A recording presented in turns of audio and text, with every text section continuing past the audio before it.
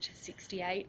Iran coach Zaid Amagani and Mohammad Jamshidi have joined us, so please switch off your phones. The press conference will be conducted in English. Coach, some comments from the game. Thank you. Okay. First of all, I would like to congratulate to the winner, Australia team. They play really good basketball. We knew that they are one of the huge power in the world basketball, and we respect about that. Unfortunately, we couldn't come with the whole roster. We got some injured player, uh, but I believe that uh, 3.5 quarters, we played a reasonable game against Australia, but experience was beside them, and we couldn't handle that kind of pressure on us during the last quarters. We keep going on, and we work, and we try to play better with this young team. And Mohammed, some comments from yourself.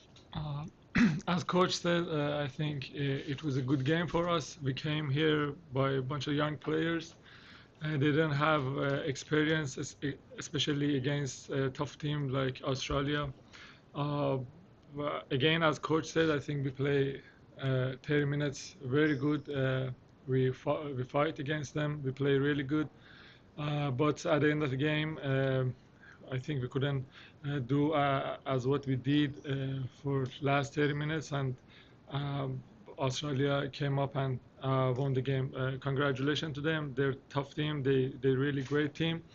And we hope we have a better game back in home against them, and hopefully win the game. I'll open up the questions. Do you have any questions? That run at the start of the third, what did you sort of say to the team at half time? And what impressed you about that run? I believe that in the beginning we couldn't we haven't self confidence enough, and in the half court we talked about this, and I asked player that go and play our game. Don't worry about the result, and that's why I think we started very well, and until we could concentrate during that period, we play, I believe, really very well. And as you said before, you had a younger group here. So will you sort of use that, scenario of that third quarter in the future? Use that as an example of how to sort of get on top of, as you said, powerhouse teams such as Australia. Sorry, I couldn't That's understand. right. Would you use what you did in the third quarter? Will you sort of try and do that again, against other teams? Use that as an example of how Yeah, good your team can be? of course. Yes, yes, yes. We will try. With every single day, we working on this kind of basketball. We played in the third quarter, and hopefully, day by day, we can play more periods of the games, this kind of basketball. No Yeah. worries, thank you. Some questions from online coming through. How do you bounce back and prepare for the next window in November? That two games is very, very important for us. We play against Australia and China at home, and we have to try to win both games at home, which is not easy. But hopefully we can play that games with whole roster, and we will prepare as we used to 2 3 weeks before window. We come together, work, and hopefully we can make some preparing game and then go and play. Yeah. And just lastly, what is something that you're going to really try focus on to put you back in a good position for the World Cup qualification? What? Is there Excuse something me. that you're going to focus on Yeah. specifically? Yeah. I believe that first of all, we try to play aggressive defense. Sometimes it works, sometimes not. We have to focus on that and work on it. And the second thing is we have to reduce our turnovers. We have many turnovers, and if we work on it, and if we can do it, then I think we have chance to to qualify for World Championship. Is there anything else? That concludes the first part of the press conference. Thank you so much. Thank you. Thank you. Thank you.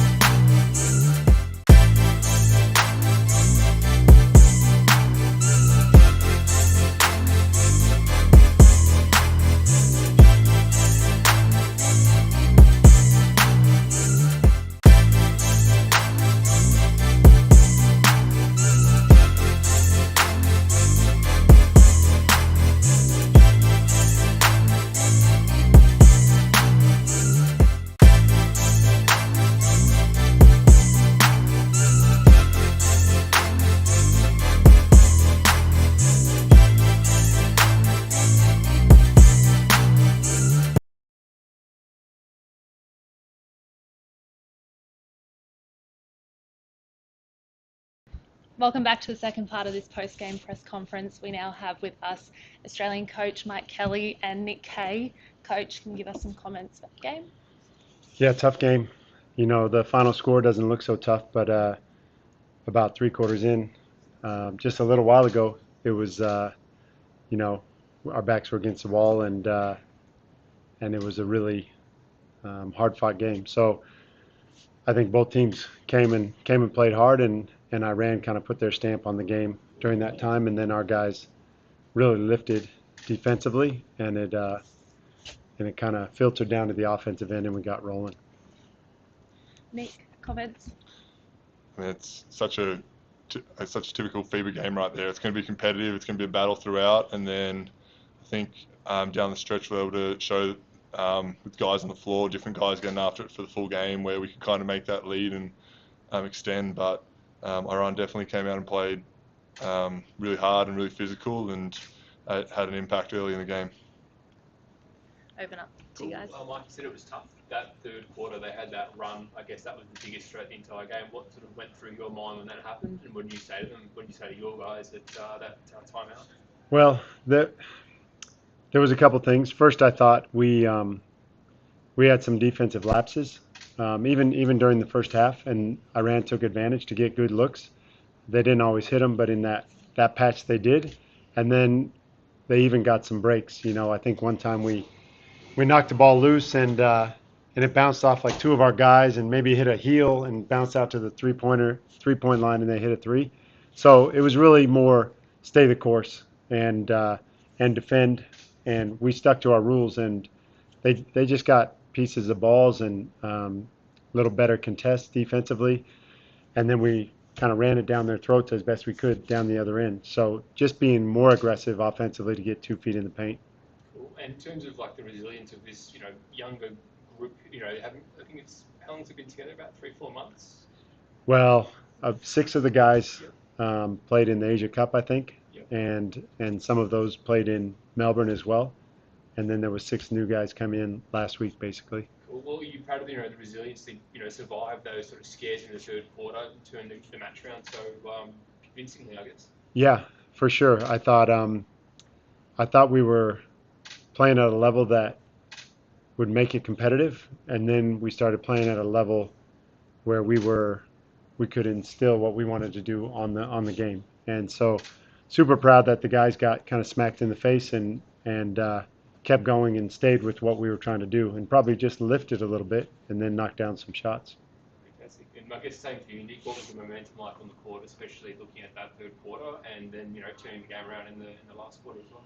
Yeah, I think the way we stuck with it, obviously they made a big run, and in that moment you could feel like it could shift at any moment, but we kind of stuck together as a group. We went back to the fundamentals, and we did a great job of kind of getting to those spots that we talked about defensively, and it kind of allowed us to help each other out a little more. So the talk definitely improved as their run went on, and we were able to kind of get back to what we do well. Cool. A couple of months of the next matches. As a player, what are you going to do, personally to improve yourself ahead of those games? I mean, it's kind of a fun time of year. You're end of pre-season here, you're heading into your season, so it's just about kind of fine-tuning a few of those things, getting a bit more into those match fitness, being off-season, and I think we're only going to get better because of the season's coming around now. So I'm excited, and I hope I'm involved in the next window. Just a question from online. Potentially pending another result, how would it feel to qualify for the World Cup in this window? Yeah, for me, everything's new right now. And so I'm just super excited that the guys are playing so well and everybody coming in and playing so well together. I mean, every player from Nick, who's been through it all, and to Rory and Alex coming in as 18-year-olds and jumping in. I think they've turned 18 now. But so to push this to the next step, we're just trying to walk in the same shoes that these guys have done before through the Olympics, and kind of keep up that same spirit and same gold vibes all the way through. And I think the guys have done a great job of that.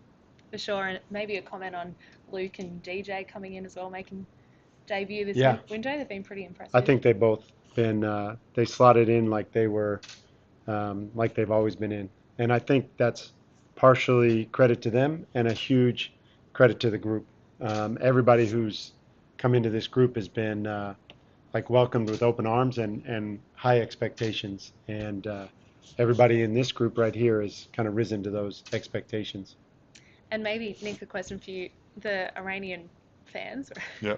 they were a bit crazy in the crowd. How was it They were, and I mean, in Bendigo? it's exciting. It's great when you've got an opposition team that are going to be loud, be supportive, and it really lifted the atmosphere out there, and it made for just a super exciting game. You weren't quite sure who was going for who at what point, and it was just loud, and we got after it, and it made for a real competitive game.